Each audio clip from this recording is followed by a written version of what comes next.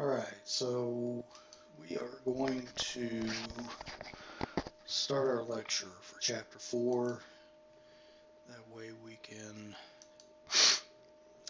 view 2018, 2017 tax year for, the current rates and everything, um, and exemptions and all that stuff. Alright, so the first thing we need to look at here is the individual income tax formula. First thing you start out with is gross income. Now we will talk about what makes up this gross income in later chapters. I think chapter 5, if I'm not mistaken. Let's verify that. Yep. So I'm going to keep this fairly simple. That, like the book says, gross income is based upon the all-inclusive definition of income. So, unless it's excluded or for some reason is put off to a later tax period, you've got to include all income in gross income. Okay, so we'll talk about that more in chapter 5. Next, you subtract what they call the 4 AGI deductions. And I may toggle back and forth between the PowerPoint presentation and the Form 1040 in Exhibit 4-2 on page 3 of Chapter 4, so we can look at that. But for AGI deductions is, for the most part,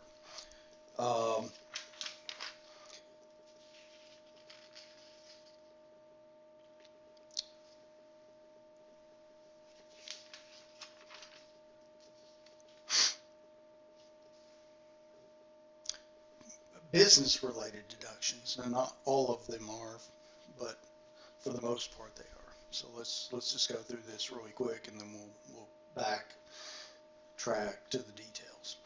All right, so gross income minus the 4 AGI deductions equals adjusted gross income, and from adjusted gross income you subtract the greater of either the standard deduction or itemized deductions, and you also subtract from adjusted gross income personal and dependency exemptions, which we'll talk about again in greater detail here in a minute.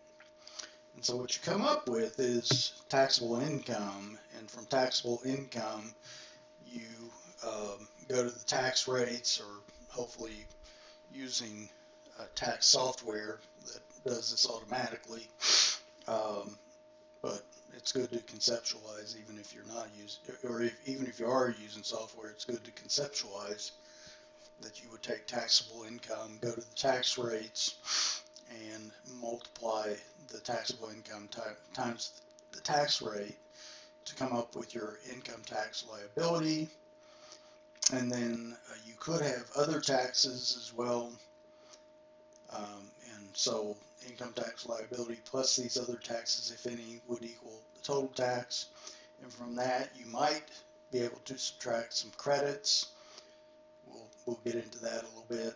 And then of course if you're self-employed, you would have estimated payments that you might make, and so that would be a prepayment. If you're employed by someone else, your employer is required to take out withholding, so that would be your prepayments. And anything in excess, as far as a prepayment, would be a refund. If you didn't withhold enough or pay enough in estimated taxes, then you have a tax due. Okay.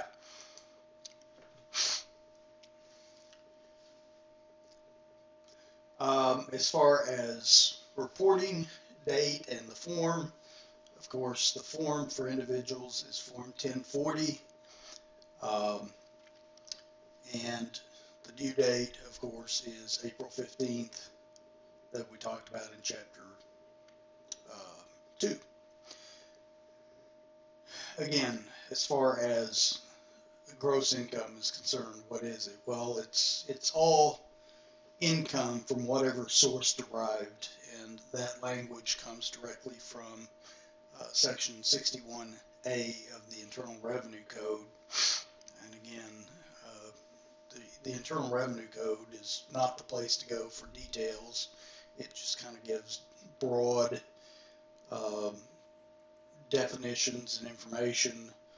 You have to go to the regs and other areas to actually find details as to and examples as to what they mean when they mean all-inclusive income.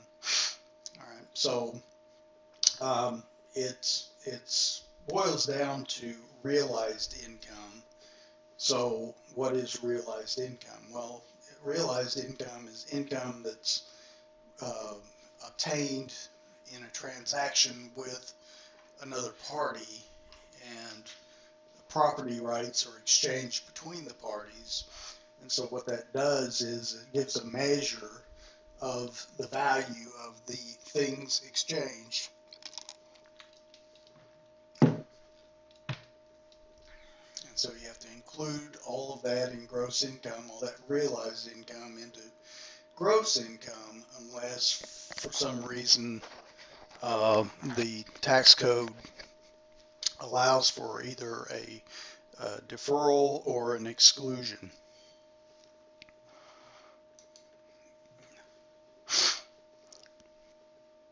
And as far as those exclusions and deferrals, if the amount is excluded by the Internal Revenue Code, such as with tax-exempt bonds, then that amount's never included in gross income. If the Internal Revenue Code defers taxation on a particular amount of realized income, then that's going to be a situation where in some future tax period, you're going to have to realize and recognize that income. And so that happens with like installment sales. So let's say a 5-year note. The seller doesn't recognize income up front when the sale is made. They recognize income as in the year that these installment payments are made.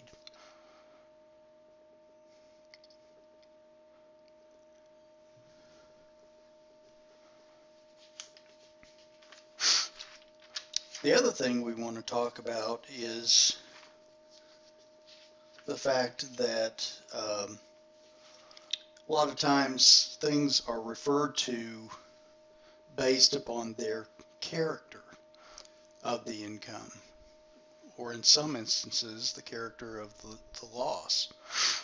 And because the character determines how that income or loss is treated. Okay, so one of the ones we looked at already in Chapter 1 was tax-exempt bonds. So if you recall, and there are other things that are tax-exempt, but if it's tax-exempt, then it's not included in your income. So there's no tax on it. Again, tax deferred means no tax in the current year. It's just deferred till some later year whenever Congress has deemed that it should be recognized. Most people's incomes consist of ordinary income. That would be from like your salary, if you're self-employed, things like that. These are taxed at ordinary rates. And so you'll hear that the character of income is ordinary. It just means that it's taxed at ordinary tax rates. Now, two types of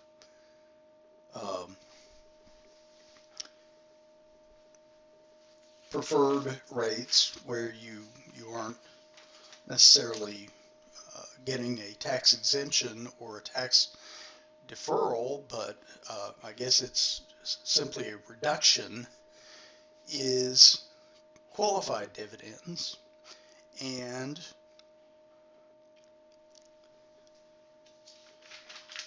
capital gains. And so let's talk about qualified dividends first. These would be dividends that the taxpayer gets from, like, corporations. If they own stock in corporations, and a corporation, and the corporation declares and pays a dividend, and the stockholder taxpayer receives it, they are taxed at a preferential rate of either 0, 15, or 20%, depending on the taxpayer's income level. For those with tax rates in the marginal tax rate of 15% or below, they're taxed on qualified dividends at 0%, so they're not taxed at all. Those in the mid-range marginal tax rates are taxed at 15% on qualified dividends, and then higher incomed individuals are taxed at 20% on their qualified dividends. Capital gain or loss. Now, as far as capital gains, let's just talk about what this derives from, first of all. It comes from the sale of capital assets, or a capital asset. Could be more than one, could be one. And how you treat the sale of these capital assets depends on how long you own the capital asset. If you hold the capital asset for more than a year and you have a gain on the sale, that gain is considered a long-term capital gain. If you hold it for more than a year and you sell it for a loss, you're going to have a long-term capital loss. Therefore, if you hold capital assets for less than 1 year, or exactly 1 year, that whether it's a gain or a loss, those are going to be short-term capital gains and or losses. All right, so what's a capital asset?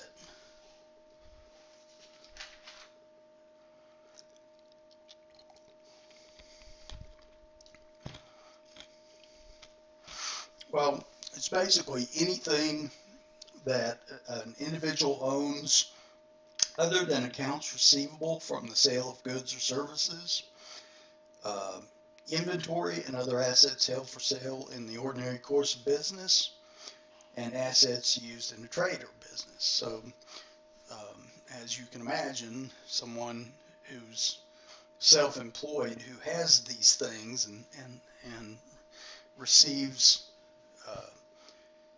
an income stream from them should be taxed at an ordinary rate, not a capital gain rate.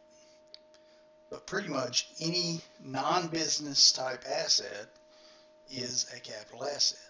Your car that you use for personal use is a capital asset. Your home is a capital asset. Pretty much all your personal property is a capital asset. If you own stock in a corporation, or you have other investment accounts, those are capital assets. And so the sale of those things could bring about a gain or loss. So let's talk about, and so net long-term, well, capital gains are taxed at 0, 15, and 20%, the same standard as dividends. If it's a long-term capital gain. If you have a short-term capital gain, it's taxed at ordinary income tax rates. If you have either a short-term or a long-term capital loss, you can take and deduct up to $3,000 of that short-term or long-term capital loss and deduct it as a 4AGI deduction, which means you get to deduct it before you figure out what your adjusted gross income is.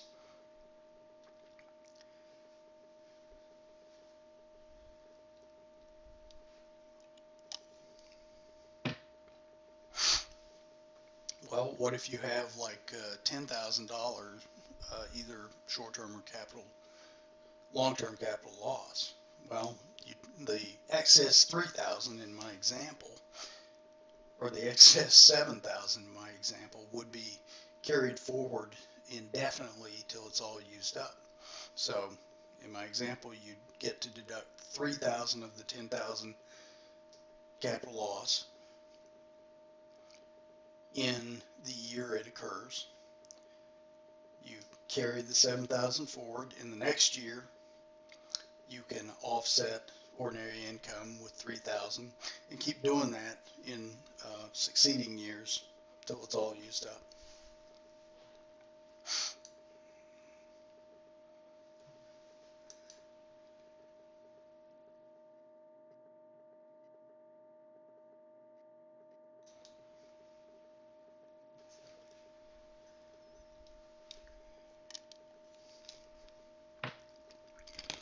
So let's talk about deductions for AGI, and then let's look at the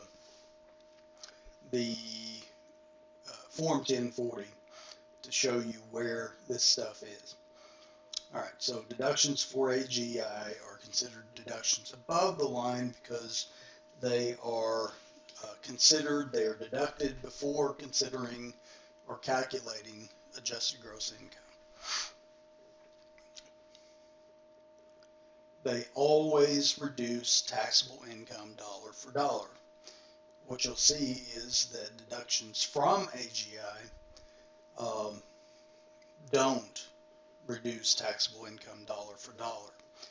It's a reduction of 1 minus whatever marginal tax rate is for that taxpayer. That's the reduction there.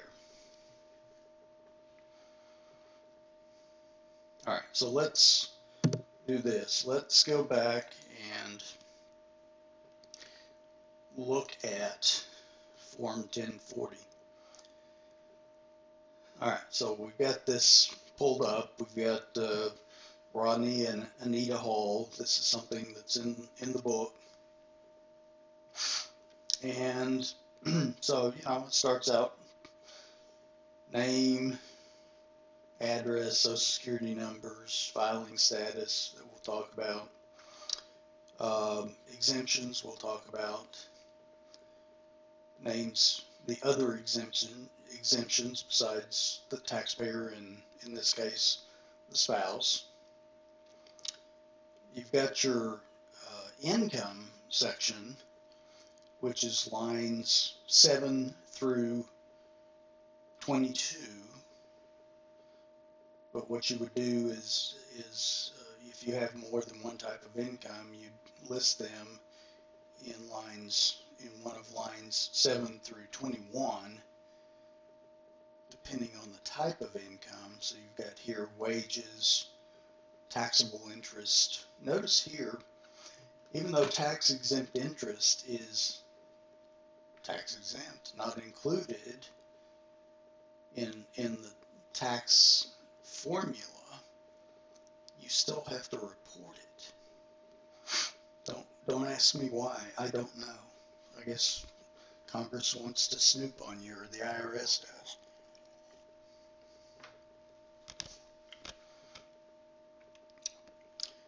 But, look at some of these other things. Ordinary dividends, qualified dividends, alimony received, business income.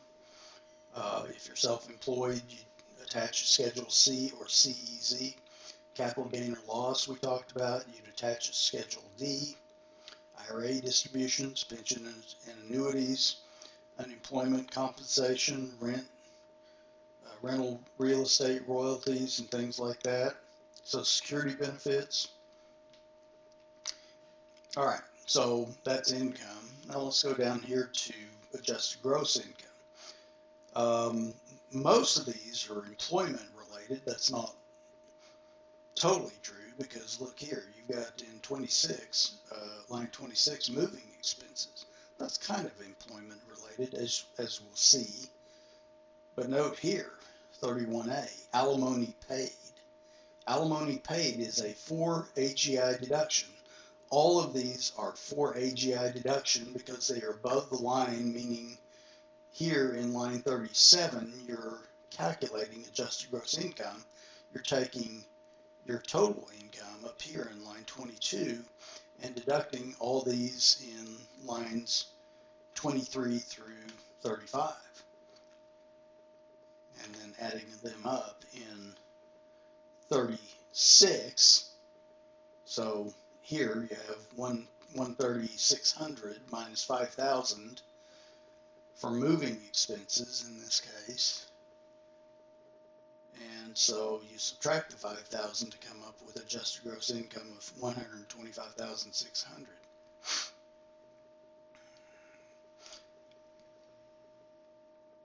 Okay, so let's go back to our PowerPoint.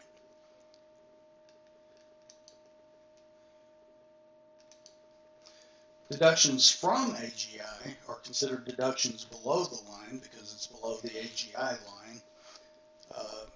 These are deducted from AGI to determine taxable income, as we saw. And so, again, it's two types. And, depending on what you use here, there's subtypes. You use the greater of the standard deduction or the itemized deductions. You use personal and dependency exemptions, which we'll talk about in detail. And they ask the question, why might a from AGI deduction not reduce taxable income? Well, the reason why is if you have itemized deductions, but you don't have enough itemized deductions to make itemized greater than standard deductions, then you're not going to get to use those itemized deductions because you're going to take standard deductions. All right, the standard deduction amount depends on filing status. So married filing jointly, the standard deduction is $12,700. For something called a qualifying widow or widower, it's $12,700, same as MFJ. Married filing separately, it's $6,350, so it's exactly half of MFJ. Head of household is somewhere in the middle between those two, so that's $9,350. And then single is $6,350. There's as we'll see in Chapter 6, there's an additional deduction for age and eyesight, or additional amounts of deductions. So let's go back and look at that in our Form 1040. All right, so that's all this stuff. You carry over your AGI right here from line 37. And then right here you have the greater of either itemized deductions or standard deduction. they have itemized deductions of $14,000, so that's greater than the standard deduction. So they took itemized deductions. So you subtract AGI from standard deduction or itemized deduction, whichever larger, to come up with line 41. And then from line 41, you subtract your exemptions. Here they had 4 exemptions.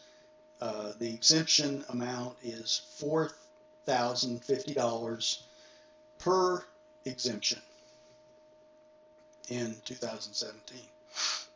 So you subtract that from line 41 to come up with 95,400, and hopefully you, like they did, you had some software that calculated the tax.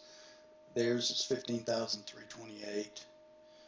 They paid prepayments of 14,735, so they still owe $407. Or no, actually they overpaid $407, so they get a refund. All right, so let's go back here.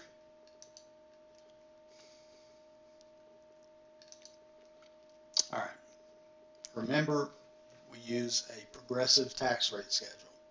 So every dollar is not taxed at the same rate, and these are plateaus that differ based upon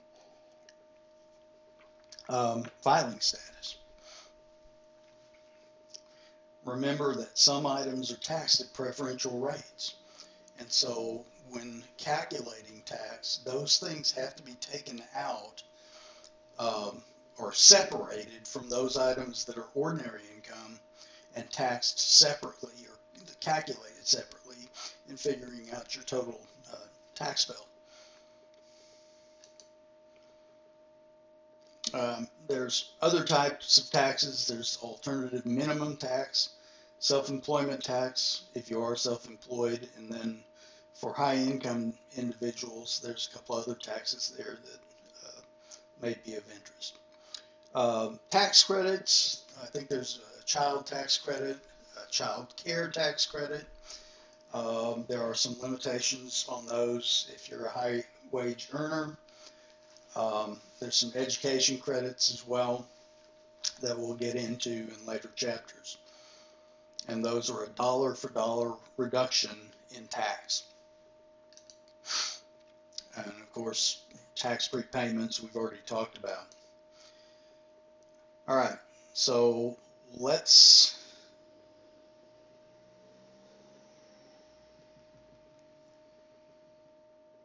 briefly talk about this, and then we'll take and break this up into a couple of different lectures.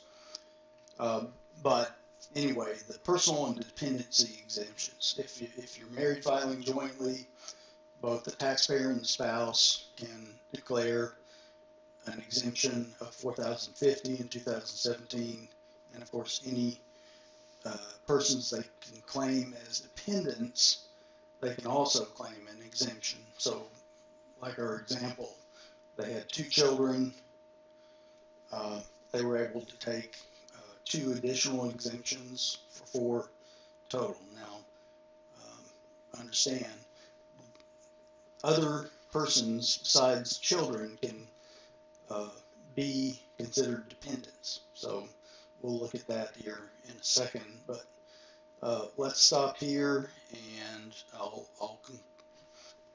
conclude in a new lecture, part 2.